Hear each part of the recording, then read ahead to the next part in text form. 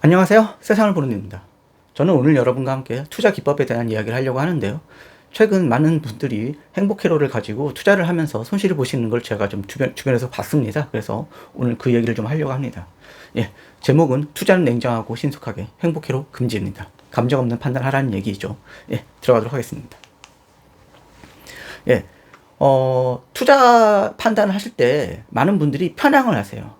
이 편향을 한다는 게 뭐냐면은 내가 투자하는 거는 많은 돈을 벌 것이고 나를 부자로 만들어 줄 것이다 라고 하는 장밋빛 미래를 미리 그려놓고 투자를 한다는 거죠. 뭐 이게 인간의 감정상 당연한 얘기긴 합니다만 이게 어느 좀 기본적으로 위험성을 좀 내재하고 있습니다.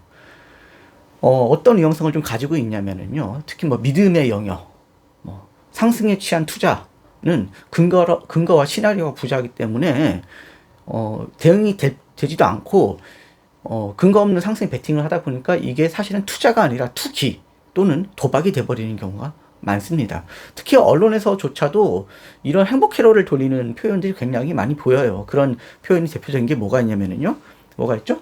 예, 써놨습니다. 하락 요소가 뭐 선반영되었다 또는 불확실성이 해소되었다 라는 이야기입니다. 이 말 되게 웃겨요. 하락 요소가 선반영되었다? 대부분 이 기사를 쓰기 전에는요, 하락 요소가 될지 안 될지 모른다고 막 쓰다가 갑자기 하락 요소가 기정사실화 되면은 갑자기 그게 선반영이 됐대요. 그리고 불확실성이 해소가 됐대. 이 회사가 망할지 안 망할지 몰라서 불안해서 투자를 못 하겠는데 이 회사가 갑자기 딱 망할 게 확실시 됐어. 그럼 투자해도 되는 거예요? 아니거든요. 근데 특히 이런 이 두 가지 이 표현 쓰시는 분들 절대 믿으시면 안 됩니다. 뭐 선반영, 불확실성 해소 절대 믿으시면 안 됩니다. 제가 주식 투자 20년 가까이 했는데 20년 동안 본 대표적인 주식시장의 개소리입니다. 특히 검증되지 않는 소문을 의지하는 건 매우 위험합니다. 뭐 최근에 뭐 특히 부동산 투자 유튜버들 많았죠. 뭐 어디가 뜬다, 뭐 어디 투자하세요, 아파트 사세요 이런 얘기 많이 했었죠. 결과적으로 어떻게 됐죠? 최근에 다 박살났죠. 대부분 그런 것들은 믿음이 영역인 겁니다. 그냥 근거가 없어요. 믿음의 영역이에요. 믿습니다 하고 투자하는 거죠. 편향사고는 손절의 타이밍을 놓치기도 하지만요, 수익 발생을 했을 경우에도 위험합니다. 왜요? 매도 타이밍이 없거든요. 그냥 믿기만 하거든요. 시나리오가 없어요. 자, 그러면은 편향된 투자 판단이 왜 위험한가를 제가 좀 사례를 보여드리면요, 근거와 시나리오가 없는 투자는요, 판단의 정확성을 평가할 수가 없습니다. 이게 무슨 말이냐면요, 지금 편향된 관점을 가지고 투자를 하게 되면은 이게 믿음의 영역이라서 자기 믿음을 스스로 깬다는 게 굉장히 어려워요. 객관화시키기가 어렵거든요. 사람의 기본적인 심리라는 게. 그래서 만일에 그 예측을 벗어나는 경우가 있어요. 상승으로 예측을 했는데 상승에서 벗어나네? 그러면 이게 왜 벗어났는지 원인 파악, 시나리오 수정 안 되니까 손절이 안 되는 거예요.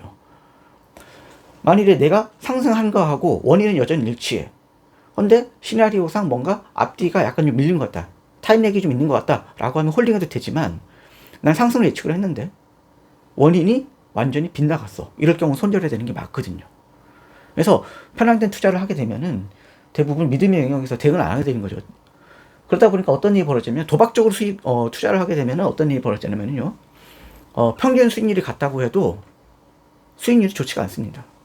손실 없는 투자가 더 자산을 빠르게 증가시켜요. 이게 무슨 말이냐면요, 제가 밑에 써놨는데 20% 손실은 25% 수익으로 회복이 됩니다. 무슨 말이냐고요? 만약 100만 원을 투자를 했어요. 근데 20만 원을 손실 봤다고 칩시다. 그럼 80만 원이 되죠. 그럼 그 80만 원을 다시 100만 원으로 회복하기 위해서는 80을 100으로 회복하려면 어떻게 되죠? 25% 수익입니다. 더 극단적인 표현을 들어볼까요? 100만 원 투자를 했는데 50% 손실을 봤어요. 그럼 50만 원이 되겠죠? 그럼 50만 원을 100만 원으로 다시 회복하려면 수익률이 얼마 될까요? 100%입니다. 그래서 대부분 이 투자 성공은요, 수익을 얼만큼 잘 보냐보다는 대부분 손실을 안 보는 게 더 중요하다는 겁니다. 지금 보여드리는 이 그래프는요, 제가 엑셀의 랜덤 함수를 이용을 해서 그린 건데요, 이 주황색 선은 투자 수익률이 0에서 10%인 경우를 나타내는 거고요. 그리고 이 파란색 선은 투자 수익률이 마이너스 10%에서 20% 수익률을 나타내는 것입니다. 그리고 이 밑에 있는 이 회색 선은 투자 수익률이 플러스 10%, 마이너스 10%, 뭐 거의 도박이라는 거죠. 그래서 장기간 투자를 했을 경우를 가정을 하게 되면은 보시면 놀랍게도 0에서 10%의 수익률이 가장 좋습니다. 왜요? 손실이 없으니까요. 반면에 이 마이너스 수익률이 있는 경우에는 중간중간 하락을 하는 경우가 있기 때문에 수익이 벌어놓은 수익이 싹 날아가고 이렇게 되면서 오히려 손실을 보게 되죠. 예. 평균 수익률이 0%인 경우도 마찬가지입니다. 결국엔 장기 투자를 하게 되면은 손실을 보게 되는 거죠. 최근 예시가 있는데요. 그 예시가 뭐가 있냐면은 가장 대표적인 게 FOMC 회의록이죠. 많은 분들이 이 FOMC 회의록에 대해서 편향된 판단을 하고 계시더라고요. 가장 대표적인 게 금리 속도를 조절한다 라고 발표를 하니까 비둘기 파적 발언이다, 주가 상승한다 라고 생각해서 매수하는 거죠. 잘못된 판단입니다. 제대로 된 판단은요, 정확히 말씀드리면 속도 조절이에요. 금리 인상 안 한다가 아니에요. 금리 0.75%씩 올리던 거 0.5%씩 올리겠다는 거예요. 고금리 지속하겠다는 얘기죠. 고금리가 지속되면 어떨까요? 주식이 오를까요? 제가 봤을 때는 잘해봐야 박스권 또는 장기적으로 하향입니다. 시나리오를 쓴다면 이렇게 쓸 수 있겠죠. 12월 금리는 0.5% 인상을 할 것이다. 따라서 국내 자금 경색은 계속 지속이 될 거고 특히 국내 건설기업의 부도 위험이 더욱더 증가할 것이다 라고 시나리오를 쓸 수 있겠죠. 그러면 이런 시나리오에서 어떤 결과가 나올까요? 절대 건설업체에 투자 안 하겠죠. 상식적인 얘기입니다. 하여튼 이런 시나리오를 가지고 투자 계획을 세워야 대응이 된다는 얘기입니다. 반드시 투자 시나리오 만드세요. 그리고 이게 편향된 판단이 악순환을 돌게 된 경우가 있는데요. 이게 믿음의 영역이다 보니까 하락 시 대응을 제대로 못해요.